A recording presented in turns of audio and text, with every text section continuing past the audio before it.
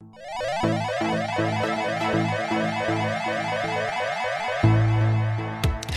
Barrett Edelstein here, your celeb expert and your celeb savant. Celeb Savant is a weekly entertainment show. We have long-form career retrospective type interviews with celebrities, singers, actors, and industry experts. 24/7 is a project by Ruth van Rijn. In 1993 and 1994, 24/7 together with 2 Unlimited was the most successful Eurodance group in the world and received the Dutch Export Prize for this. 24/7 sold more than 18 million sound carriers worldwide and won many gold and platinum records. In recent years, 24/7 has performed in the Netherlands, Chile, the Czech Republic, Germany, Australia, Spain, Asia, South Africa, all of Scandinavia, and Belgium. The band continues to release new music, which is successful worldwide. Up next on Celeb Savant, we've got Nance Coolen from 24/7. Where do we find you in the world? How are you doing and what's happening in your life? Oh my God, that's a lot of things that I have to tell. And I have to switch to English now because I just woke up. I'm in the Netherlands at this moment. That's where I live and come from. And where I am in my life. Well, I'm performing with 24/7 still. And again, that depends on how you look at it. Okay. So I'm quite busy. Why the name 24/7 and the way it's put out? Ooh, actually, it's the name was made up by our producer, Ruth van Rijn. Yes. He's also Dutch, by the way. And I think that the story is that he was watching a movie and somebody said, yeah, but I work 24/7. And he really liked the way that it sounded. So he was like, that's a good name to name a band.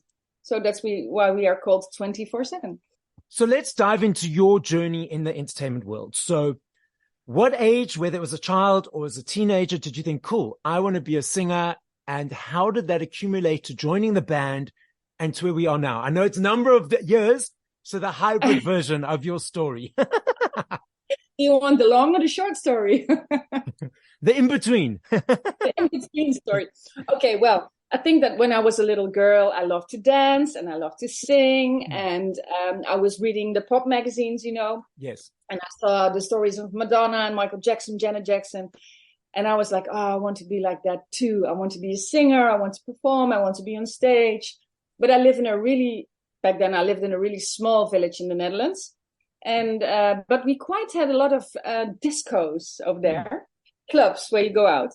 Yes. And one of those clubs was called Freebird. And in that club, Ruth van Rijn was a DJ. But I was still 15 years old and I wasn't allowed to go into the club, but still everybody knows each other. So sometimes I was like, okay, you can go in. Yes. And I really loved the DJ. I was like, yeah, it's the DJ. So Ruth knew me. And then from other people, he heard that I loved to sing. And he made a song called I Can Stand It. He made that song already, but it was with a robot voice. And he had in his mind, he wanted to redo that one with a female voice. So since he heard that I could sing, he was like, okay, why don't you come over into my studio? We try it one more time and we'll see what happens. So I came there and I just sang, I can stand it no more, no, no, no. And that was it. I went back home, went back to school. And then after a few months, he called me and he said, uh-oh, this song is going to be a hit. So maybe you want to be in the video. So that's the short, long story in between. And then, how did that journey accumulate? So you started with the band, and then what were the next steps? Well, in the beginning, it was me together with a guy called MC Fixit. He was the first rapper of that song, but we never performed on stage together. Then when it really took a lift, the song I Can Stand It, there was a record company in Germany who was interested. We found a manager that was interested in doing us. I was there already as the singer of the band, but we needed a new rapper. And that's when they came with Captain Hollywood, Hanks, and Jax. 3 male person, 1 rapper, 2 dancers/singers, Hanks and Jax. And so 24/7 was born as a foursome. Is that how I say it correctly? Yes, correct. Yeah. So that's the beginning of 24/7, and we made our very first album called Street Moves back then, and you can find the songs I Can Stand It and Are You Dreaming? Those were our biggest hits at that time. And then after a split up with Captain Hollywood, we found a new rapper called Stacy, and then it was Stacy and Nance.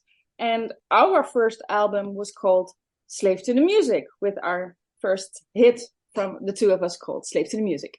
What motivates you to still get up on stage and perform live? What do you enjoy about it? Oh my God, it's a feeling you cannot describe, actually. It's so nice to walk on stage, see the crowd go crazy, of course, and then it's a kind of vibe you just feel and you cannot explain.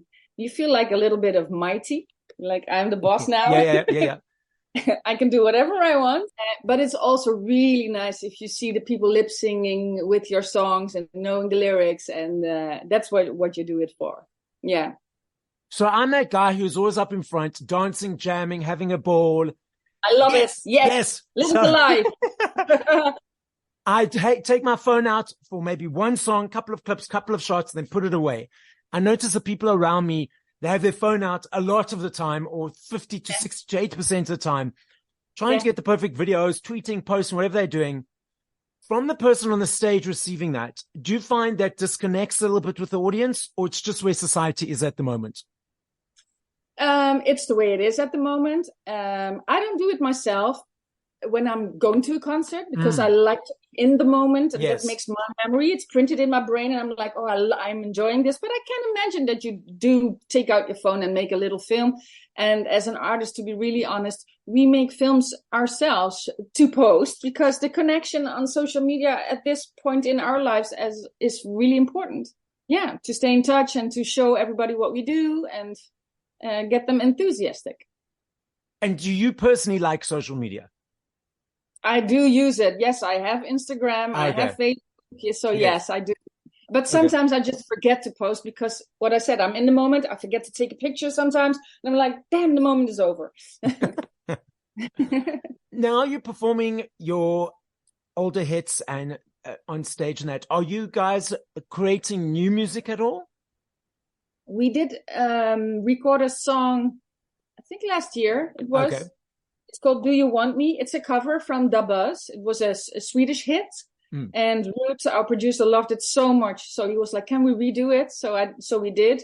Unfortunately, it didn't become a hit. But, well, maybe the people in South Africa don't know it yet and are going to hear it if you play it. So maybe it will be a hit. We don't know. Okay. Give it a try. And are you planning any new music in the pipeline? Oh, it's up to Ruud. It's up to our producer. Okay. So I wish, yes. And I have a feeling he's working on some projects as 24/7. So since 24/7 is a featuring project, it can be with anybody. But I hope he calls me again. I'm seeing him tonight, so I will ask. Yes. Say, new music. Let it be me. Yeah. Whenever there's new music or songs that's being created, is it all of you writing the music together? Is it Ruud creating the songs and writing lyrics? What's the creative process of the band?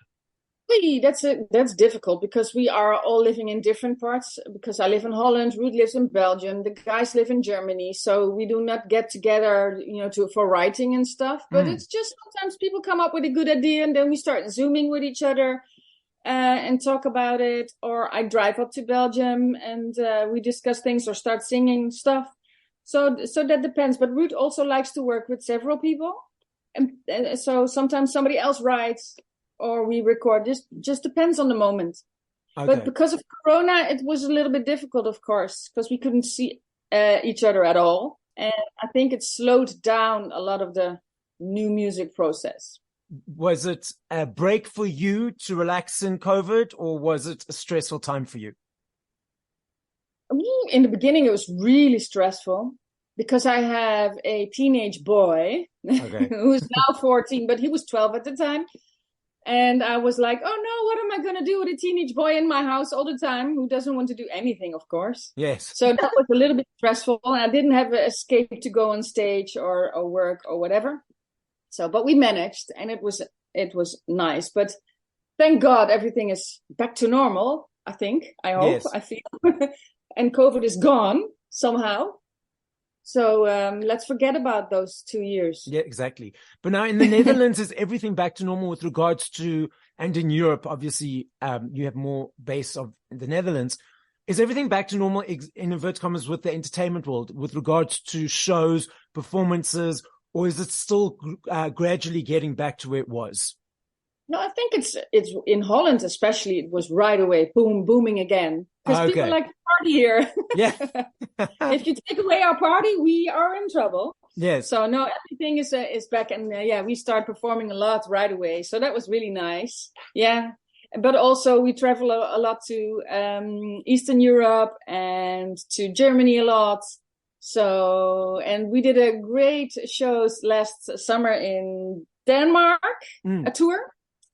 So now we are happy to come to South Africa finally. Yes, I'm looking forward to that. Yeah. Back in the day, we had vinyls.